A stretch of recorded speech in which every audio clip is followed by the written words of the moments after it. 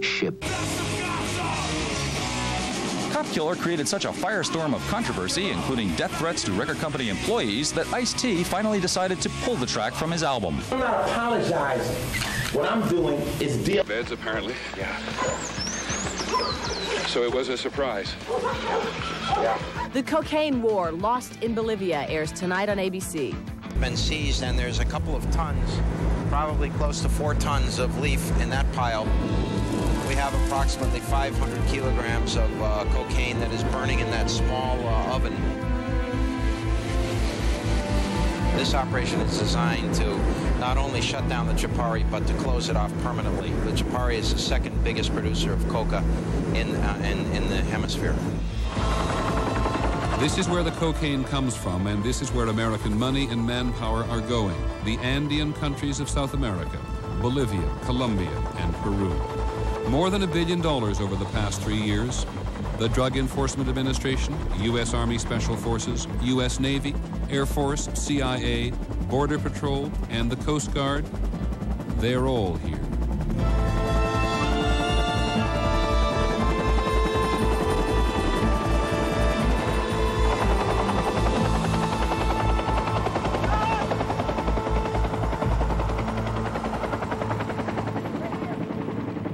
I'm optimistic we're going to win this in Bolivia. The Bolivians are going to win this, and we're going to try to help them as much as we can. How do I see, as an American living in Chicago, Detroit, Los Angeles, Santa Fe, how do I see how you're doing? Well, what I'd hope you'd see is that, one, you don't just live in Chicago or Santa Fe or New York anymore. You're a citizen of the world, and you can't isolate yourself from this problem. And the problems that you have with drugs doesn't start in Chicago. It starts in that little hectare down in the Chipari Valley where that coca is grown. Bolivian President Jaime Paz Zamora's government receives more American aid than any other country in South America, nearly $350 million in the last 24 months alone. When we asked the United States government where we could go to see the war against drugs at its most effective, they told us to come here, to Bolivia.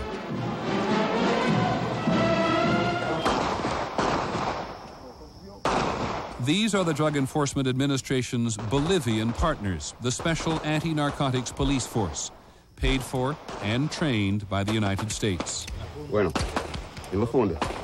There's a lot riding on the U.S.-Bolivian relationship because in every other Andean country, the U.S. war against drugs has been overwhelmed.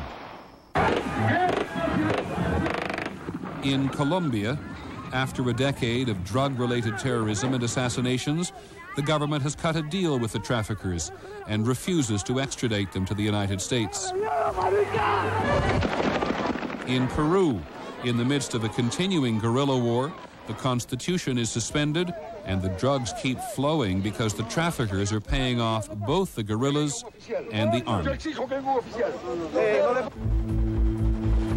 And now, take a close look at Bolivia. This is the place the U.S. government said was its best hope. It's now become its only hope. The poorest country in South America, 1 in every 5 people in the workforce, owe their economic survival to the drug traffickers. The U.S. has intensified the fight against hundreds of thousands of Bolivians who wish to keep the drugs flowing out and the drug money flowing in.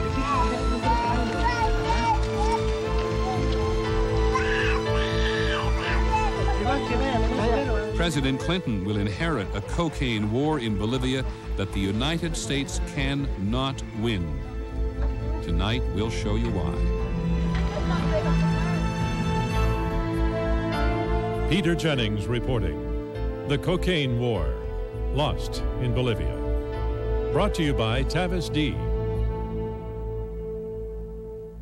When your sinus and nasal congestion feels this bad, what can you do? Last year, you wanted to call the doctor. Last year, you wanted a prescription. But this year, Tavis D in its full prescription strength is available without a prescription.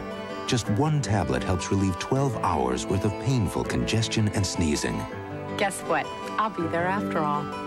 Tavis D, One tablet, 12 hours, and now no prescription. Going fast. $10 million next month. There's going to be a new $10 million winner at American Family next month. You may have the winning entry right now. And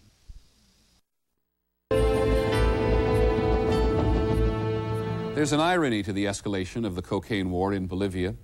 In spite of the U.S. claim that Bolivia is the country where the war can be won, despite the increase in funding, despite the presence of so many American agencies, from the CIA to the Border Patrol, despite all of that, we found the real work of the drug war, stopping the drugs and capturing the traffickers, is really done by very few people. In a country that produces a third of the world's cocaine, there are 30 agents from the U.S. Drug Enforcement Administration. 30 agents in a country the size of Texas and California combined.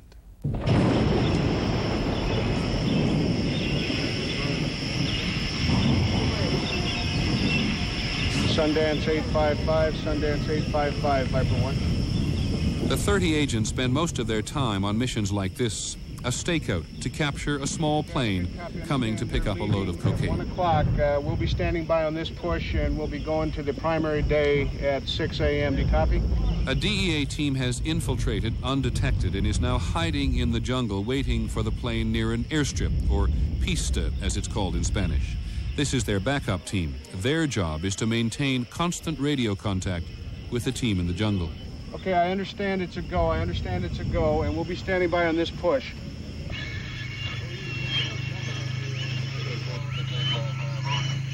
This is Viper 1, radio check. None of the Americans know how long they may have to wait. Drug enforcement agents spend a lot of time waiting in Bolivia. Roger that, I have you saying we'll be standing by. This mission, like every mission they conduct in Bolivia, began with a tip from an informant looking for a payoff. She told the DEA she often saw planes coming in to pick up loads of cocaine.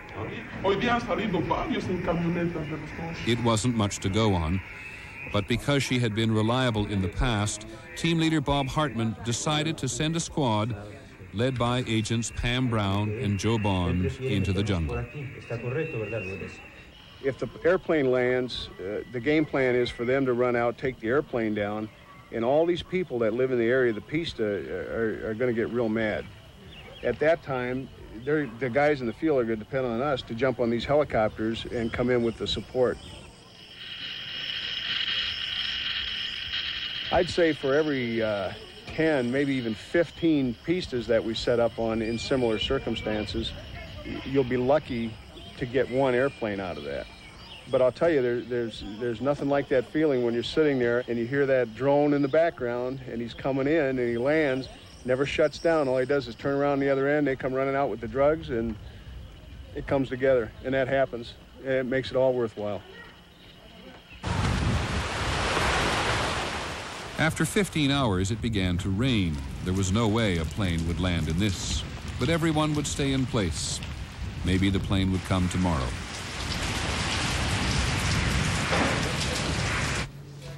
Another mission, this one a raid, began with this informant who claimed to know the secret hideout of 3 Colombian traffickers operating on Bolivian soil. It's a good time to do this kind of operation. At that time, they're sleeping, so there will be no problem. But the hideout was in an area so remote that any outsider would be recognized immediately. Team leader Reggie Gage knew that his only hope was to travel all night and take out the Colombians by surprise.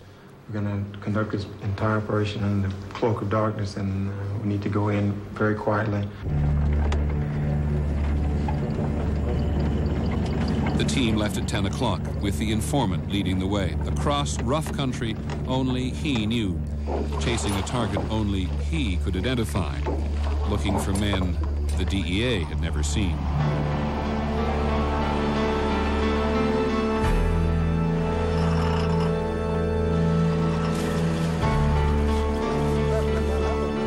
At midnight, the team arrived at a river the informant hadn't warned them about.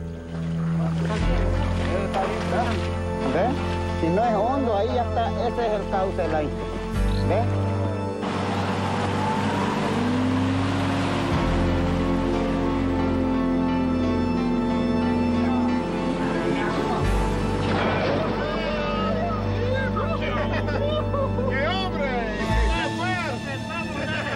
By 3 a.m., the road the informant led them down had disappeared into a swamp. 3 of the team's 4 vehicles were up to their axles in mud. We stuck too. Damn. Yeah, we stuck too.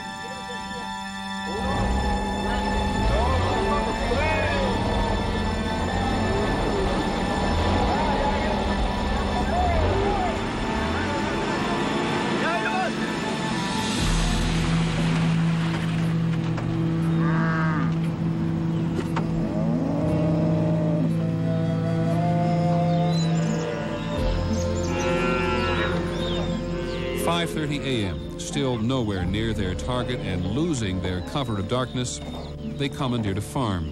885, this is 885 Mobile. Let me give you the situation.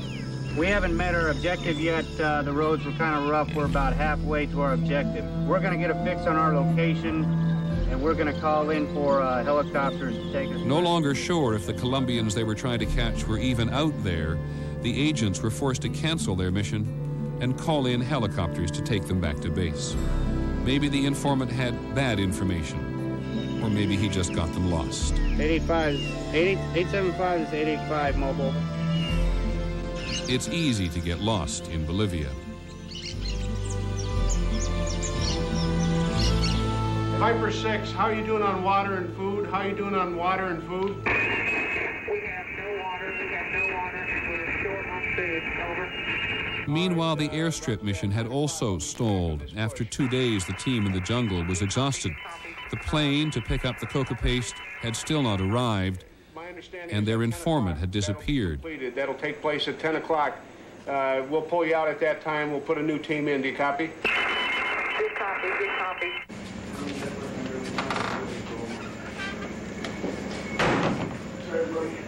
Joe and Pam got back to base at 3 a.m., 51 hours after the operation began. Possibly you were detected from where? Pam feared the mission had been compromised.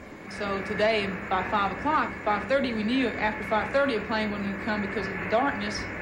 We started thinking, well, you know, there's been a lot more activity, people walking around here today. We heard a lot more noise. The weather was good.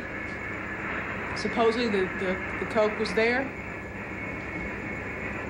And I feel like we were burned. If you'd been found out, I would think that most of the people would have just left the area. I mean, not wanting to be confronted by you if you decided to come out. I don't know if we've been detected or not. I can't make that call. In spite of the problems, Hartman decided to continue the mission with a new team. They waited 3 more days for a plane that never came.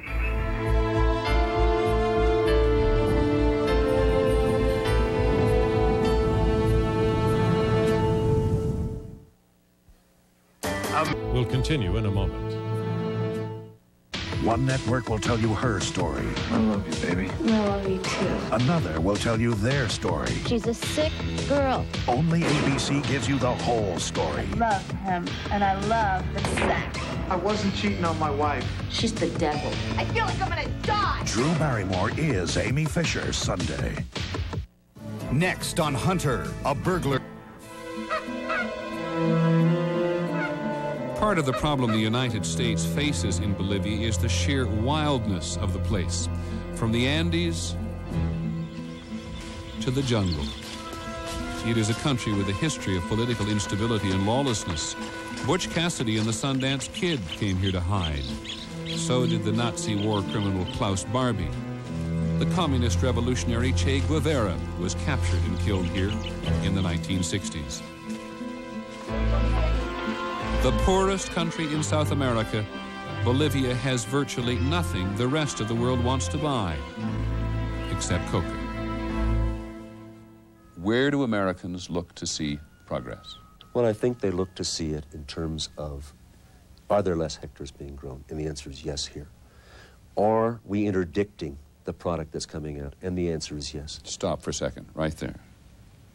The State Department Inspector General says less than 1% coming out of Bolivia is being seized, and the GAO, the General Accounting Office of the Congress, says no reduction.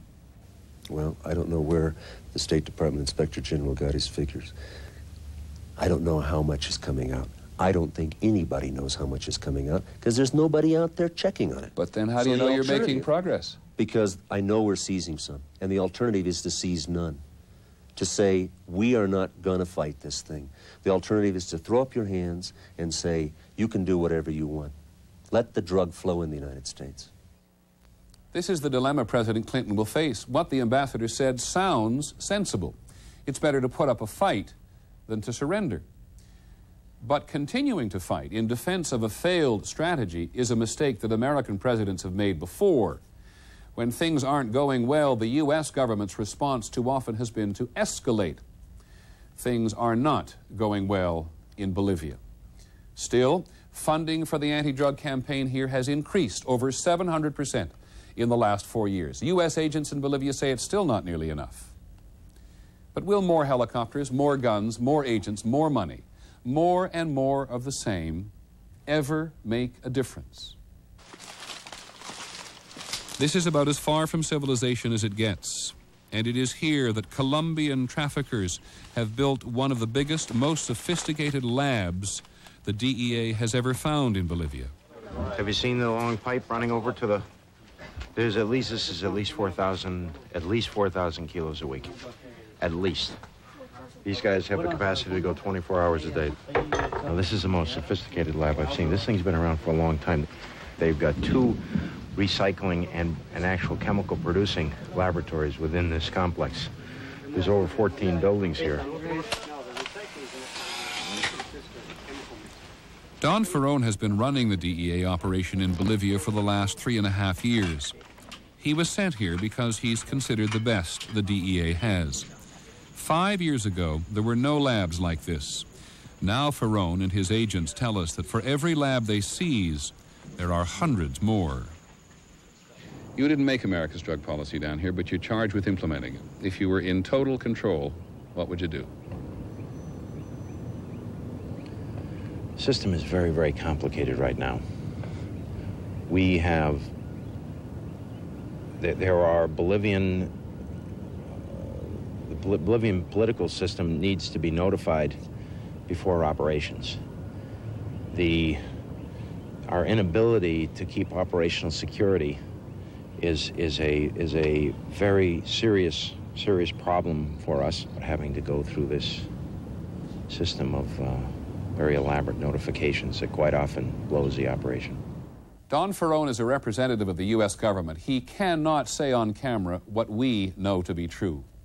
Virtually every American mission in Bolivia ends up being compromised because when it comes to the cocaine war, American and Bolivian interests are simply not the same.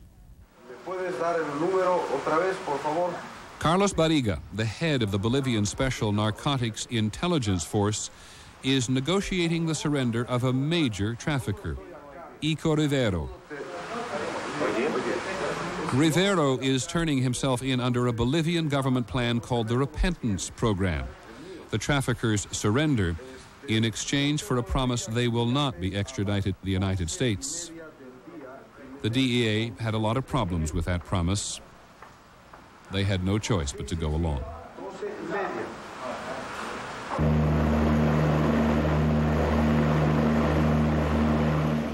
DEA agent Keith Krakowski accompanied Barriga to pick up Rivero in the remote town of Santa Ana.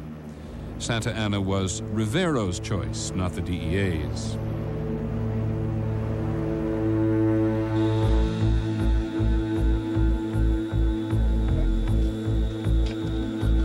Coming to Santa Ana makes the DEA nervous because they have fought the traffickers for control of this town before. Once they were driven away in a shootout with townspeople who earned their living from the drug trade. The man they came for, Ico Rivero, wasn't there. That man in the white shirt is Rivero's negotiator. Krakowski feared a setup. When will his plane be here? In an hour and 50 minutes, or 2 hours. No, that's too much time. 2 hours, no more. Then we have to leave. 2 hours. You have 2 hours. He has 2 hours to get here.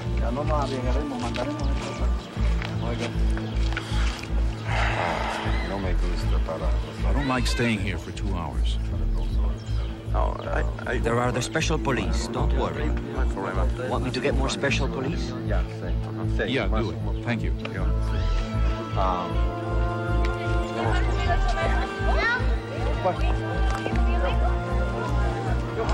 As word spread through the town, dozens of people showed up at the airport.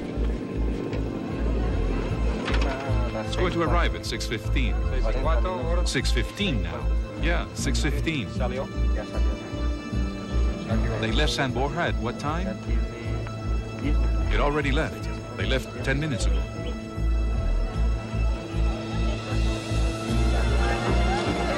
The crowd grew to several hundred, including many members of Ico Rivero's family.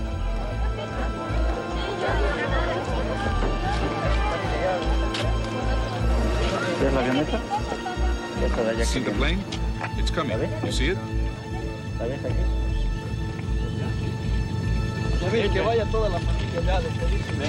Have the family go over there to say goodbye. Everybody over there.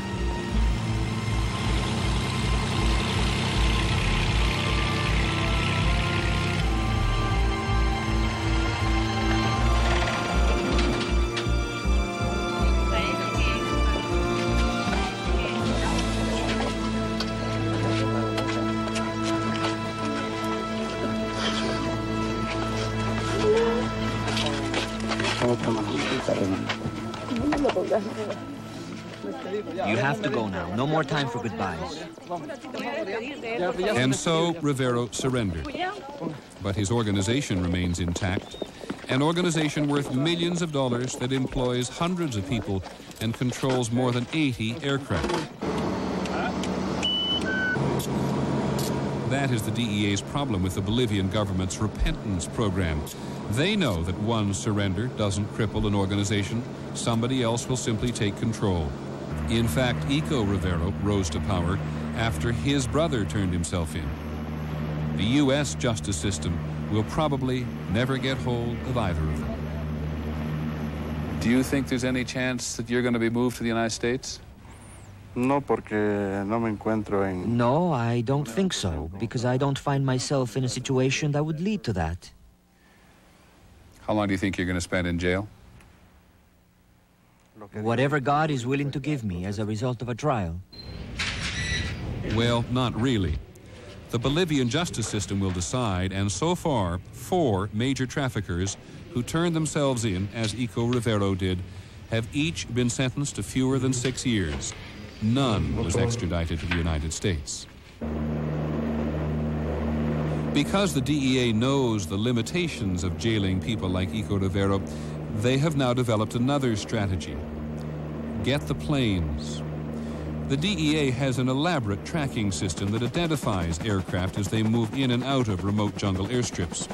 But when they spot a plane they suspect is carrying cocaine, there is nothing they can do on their own except ask the Bolivians to seize it.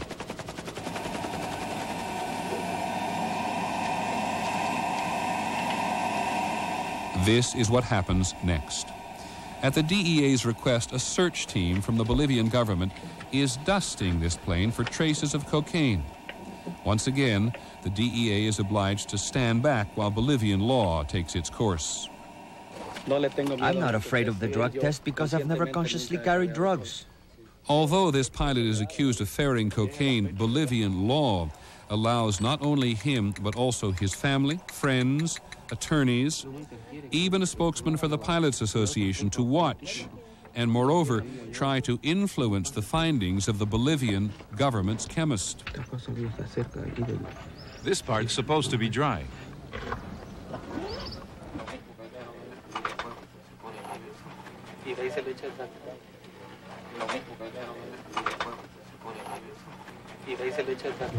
Yes, it's positive.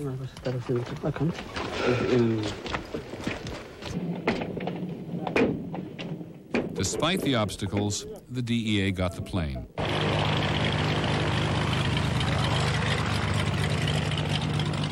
On this field alone, there are 26 aircraft the DEA has seized.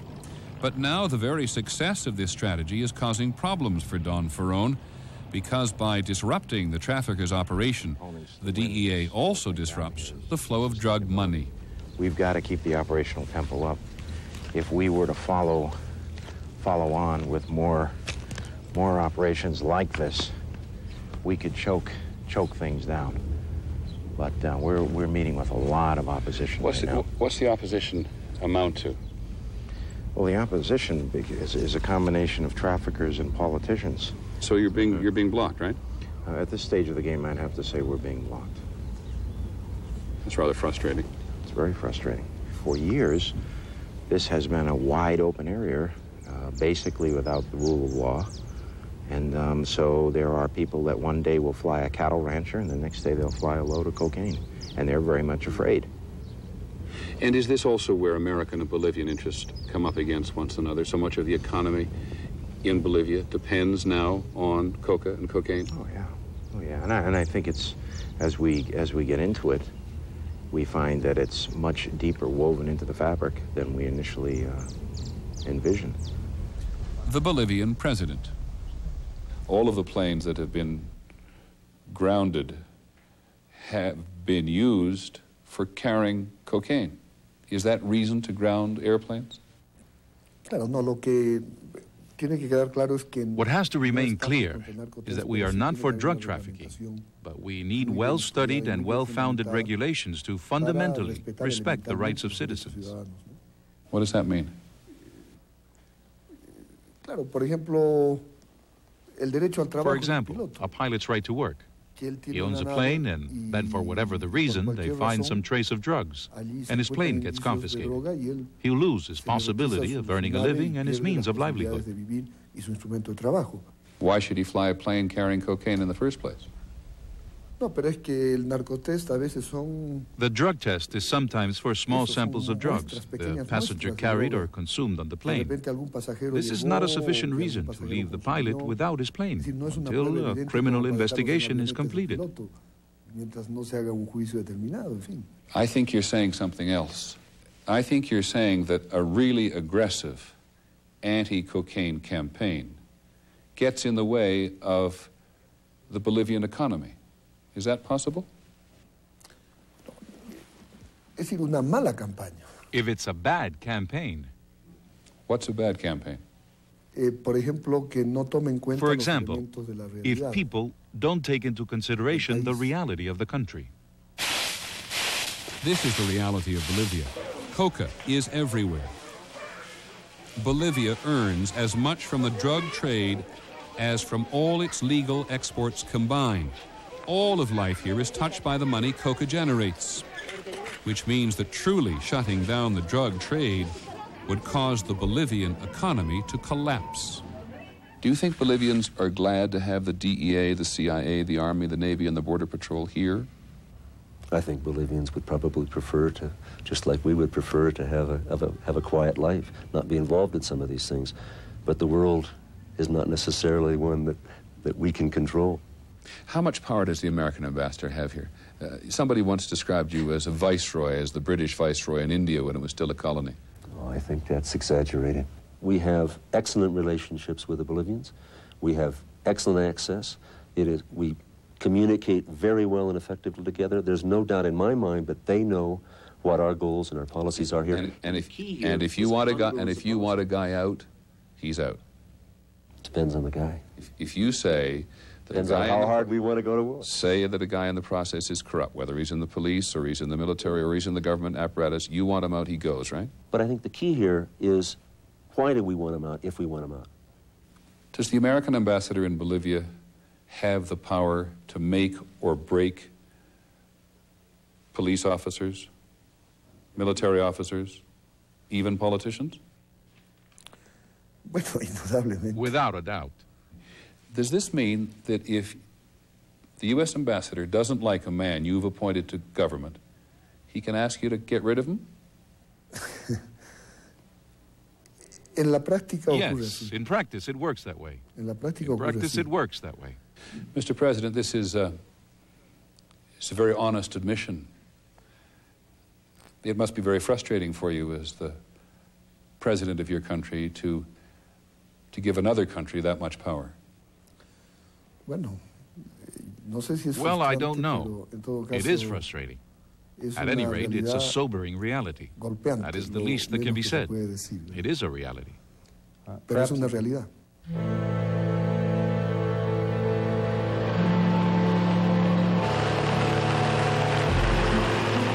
There is a threshold to Bolivian tolerance for American domination, no matter how much the U.S. is prepared to pay for the privilege. The U.S. show of force is being felt throughout the country, and there are signs it may have begun to backfire. In the long run, by exercising such a heavy hand in Bolivia, the United States may lose the best ally it has in the war on drugs.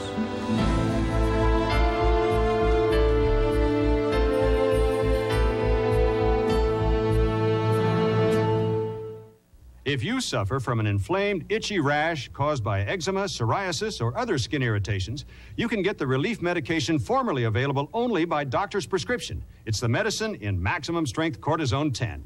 Look, cortisone 10 applied to this itchy rash gets under the itch for soothing relief and help in healing. See? The rash is gone. To relieve itchy rashes and skin irritations, use maximum strength cortisone 10 with the medicine doctors recommend most. Available without prescription.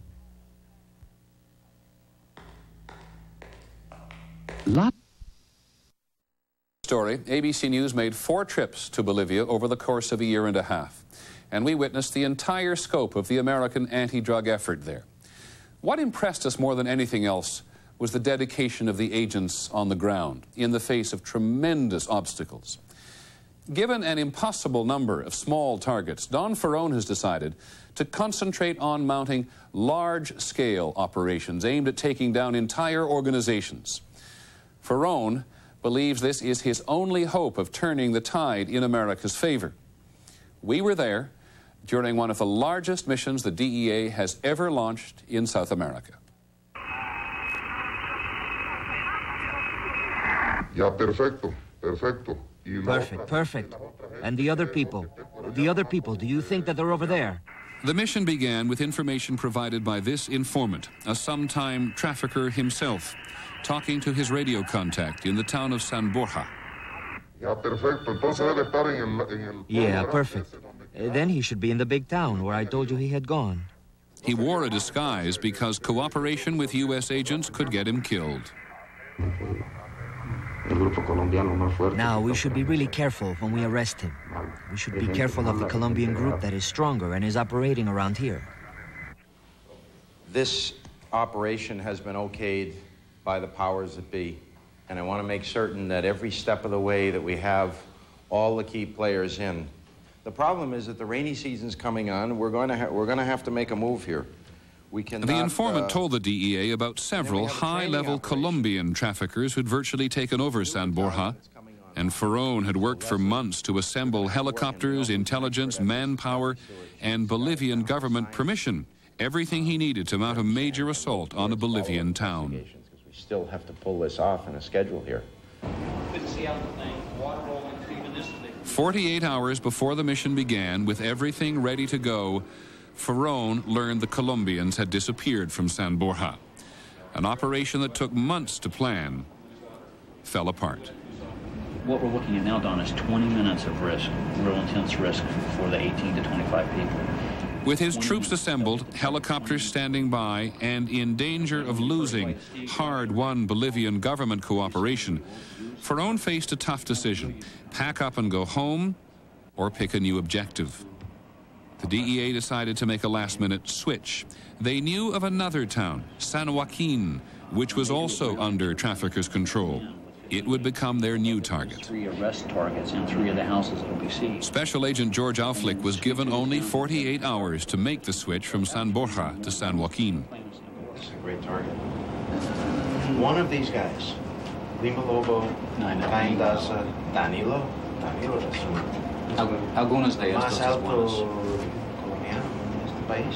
In San Joaquin, you have 3 Bolivian traffickers. Who are they and how important? Well, the San Joaquin traffickers are very, very important. You have the town boss, who's called Cain Daza, who's known by, his name is Cain Daza.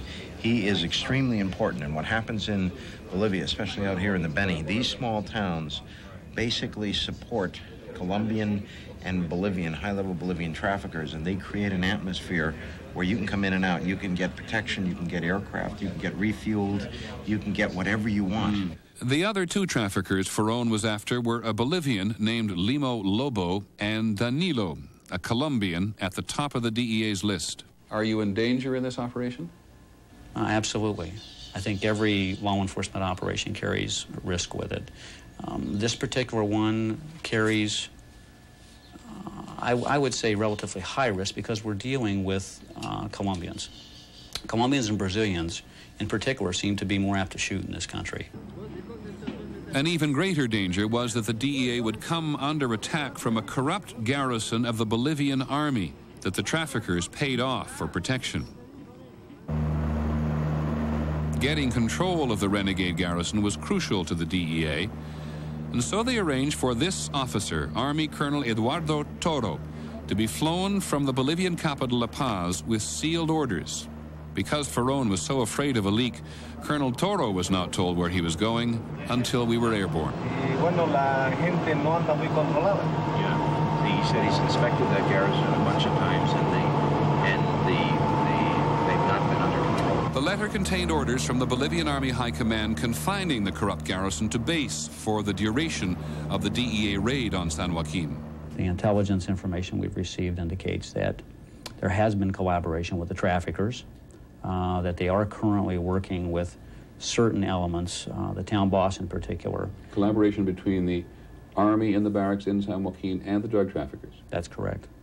What does that say for tomorrow morning's mission? It increases the risk factor dramatically. I've got to insert the colonel sufficient time to get control, but not to get a leak. Right. And that's the trick. That's the real trick here, because if I get him in too long, there will be a leak. Because I've done it before in that village.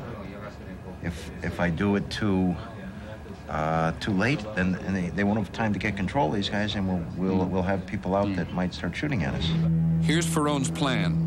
This advance squad would infiltrate San Joaquin just before dawn to surprise the traffickers in their beds.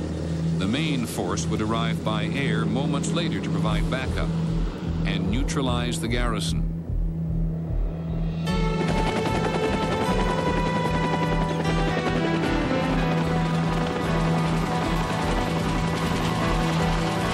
The advance squad was dropped 11 miles outside San Joaquin, so no one in town could hear their helicopters. Ahead of them was an all-night walk through the jungle. Until the main force arrived, they would be on their own.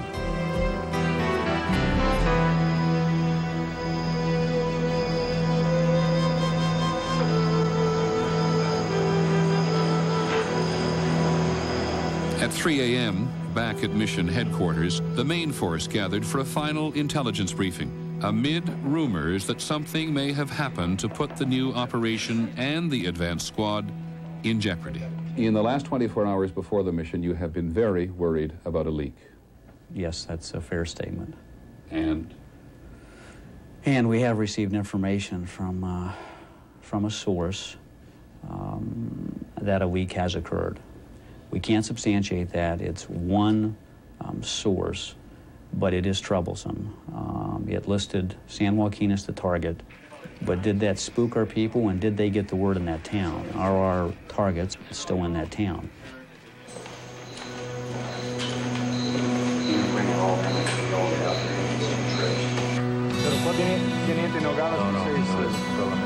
120 ground troops, 14 helicopters, nearly every DEA aircraft in the country.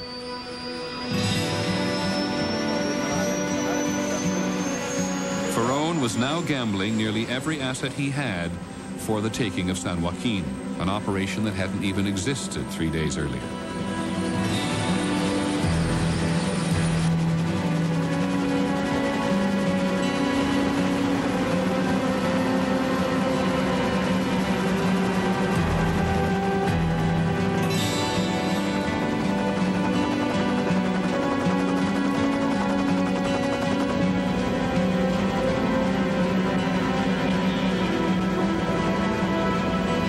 As the main force approached, the advance squad already on the ground in San Joaquin hit their first targets.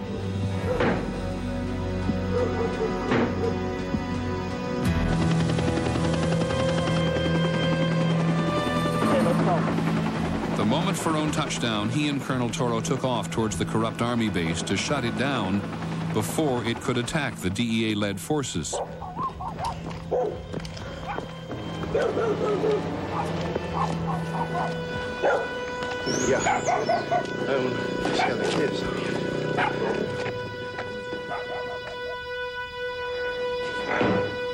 He sido llamado por el comandante general del ejército y he recibido un memorándum.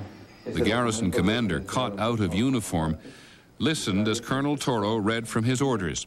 Orders drafted by the U.S. Embassy in La Paz and signed by the commanding general of the Bolivian army. En voz alta para que nosotros sepamos su contenido, porque hasta el momento. Señor Teniente Coronel Ibranzano Palacios.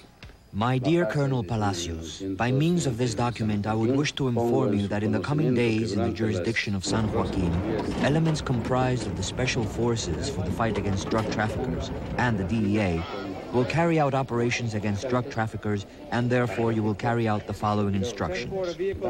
All of the members of your unit will remain in the barracks during the entire operation and will avoid contact with the civilian population. No member of your unit is authorized to participate in the operation. Upon completion of the mission, you will make the appropriate report to this command. In the hands of the all-powerful, signed, Comandante General. 45 minutes. And everybody was in their beds, apparently. Yeah. So it was a surprise. Yeah. By 9 a.m., the army barracks was no longer a threat, and the town of San Joaquin was under government control. More than 40 people had been arrested, including Eduardo Guzman, who the DEA said was one of the town's top traffickers. They also got this man, who the DEA claimed was an assassin working for the Colombians. And Limo Lobo, one of the DEA's 3 main targets.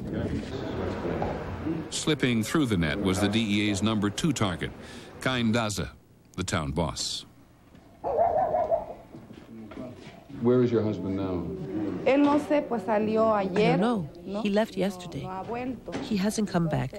So as soon as I get in touch with him or he calls me, I'll tell him to come back to clear everything up. Why did he leave yesterday?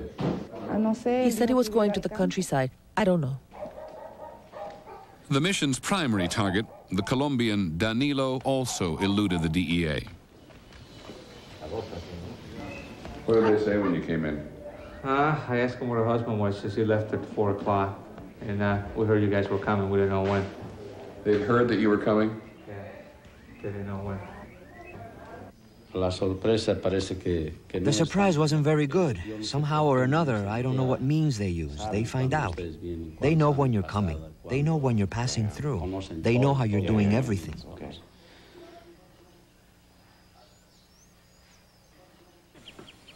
Here in San Joaquin, the DEA's worst fear was realized, again. Like so many times before, a major mission was compromised. When there was a leak from here in Trinidad that you were going to strike on a particular day at a particular time, were you surprised? No. Disappointed, mad, sad, but not surprised. That's a tough environment to operate in.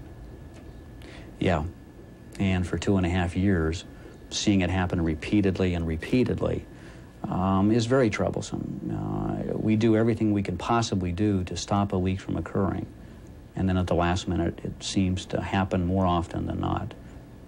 The American ambassador told us, "I'm optimistic we're going to win this. The Bolivians are going to win this, and we're going to help." But nothing we saw in Bolivia supports that.